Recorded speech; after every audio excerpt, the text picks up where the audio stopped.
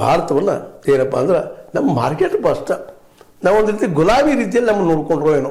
ಆದರೂ ಟ್ರಂಪ್ ಅಂತ ಓಪನ್ ಆಗಿ ಹೇಳಿಬಿಟ್ರು, ನಾವು ಸಿಂಧೂರ ನಿಮ್ಗೆ ಗೊತ್ತದ ಅಟ್ಯಾಕ್ ಮಾಡಿದ್ದನ್ನು, ಅದ್ರ ನಮ್ಮ ಸೈನ್ಯ ಹೋಗಿ ಹೋರಾಟ ಮಾಡಿದ್ದು ಎಲ್ಲ ನೆನಪಿಸ್ಕೊಡ್ರಿ ಸೂಕ್ಷ್ಮವಾಗಿ.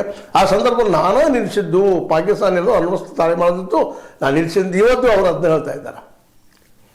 ಇವ್ರು ಏನೂ ಮಾತಾಡಲಿಲ್ಲ, ಮೋದಿಯವ್ರು ಇವತ್ತಿಗೂ ಮಾತಾಡಲಿಲ್ಲ. ಮೌನ ಒಂದು ರೀತಿ ಒಳ್ಳೇದಾಯ್ತು ಬಿಟ್ರೆ. ಆಮತ್ತು ಬೇರೆ ಯಾಕೆ ಮೌನ ಆದರೂ ಒಂದು ಭಾಳ ಪ್ರಬುದ್ಧರಿರಬೇಕು, ಇಲ್ಲ ನಾವು ಆರ್ಥಿಕತೆ ಇದ್ದೀವಿ, ಏನು ಮಾತಾಡಿ ನಮ್ಮೇಲೆ ಬೀಳ್ತದೆ, ಮತ್ತೊಂದು ಅವಕಾಶ ಇಲ್ಲ ನಮಗೆ. ಅಮೇರಿಕಾ ಮೇಲೆ ನಿಲ್ಲಬೇಕಾಗ್ತದೆ. ನಾವು 50% ಸುಂಕ ಹಾಕ್ತಾರೋ 100 ಹಾಕ್ತಾರೋ ಸುಂಕ ನಾವು ಕೊಡಬೇಕು. ಹೀಗಾಗಿ ನಮ್ಮ ವಸ್ತುವಿನ ನಾವೇನು ರಫ್ತು ಮಾಡ್ತಿದ್ರ ಮೇಲೆ 100% ಸುಂಕವನ್ನು ಹೇರೋದ್ರಿಂದಾಗೆ ನಾವು ಅನಿವಾರ್ಯ ವೀಕ್ ಆದ್ವಿ.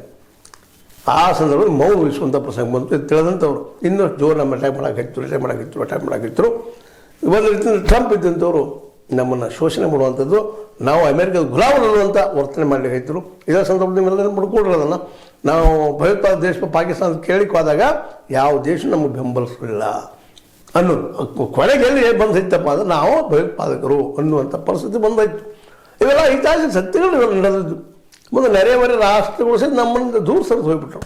ಅಂದ್ರೆ ಇಂಥ ಒಂದು ದುಸ್ಥಿತಿ ಬಂದುಬಿಡ್ತು. ಅಂತಾರಾಷ್ಟ್ರೀಯವಾಗಿ ಆಗಿರ್ಬೋದು, ನಮ್ಮ ಆರ್ಥಿಕವಾಗಿ ಆಗಿರ್ಬೋದು. ಆರ್ಥಿಕವಾಗಿ ನಾವು ಪೂರ್ತಿ ದಿವಾಳಿ ಹೋಗಿಬಿಟ್ಟಿದ್ದೀವಿ. ಇವತ್ತು ಉದ್ಯೋಗ ಇಲ್ಲ, ಏನಿಲ್ಲ ಅನ್ನುವಂಥ ಪರಿಸ್ಥಿತಿ ಅದ. ಕೆಲವೇ 10% ಜನ ಆರೋಗ್ಯವಾಗಿದ್ದಾರೆ, ಚೆನ್ನಾಗಿದ್ದಾರೆ. ಅವರ ಇನ್ಕಮನ್ನು ಇವತ್ತು $4 ಟ್ರಿಲಿಯನ್. ಇಂಥ ಒಂದು ಅತ್ಯಂತ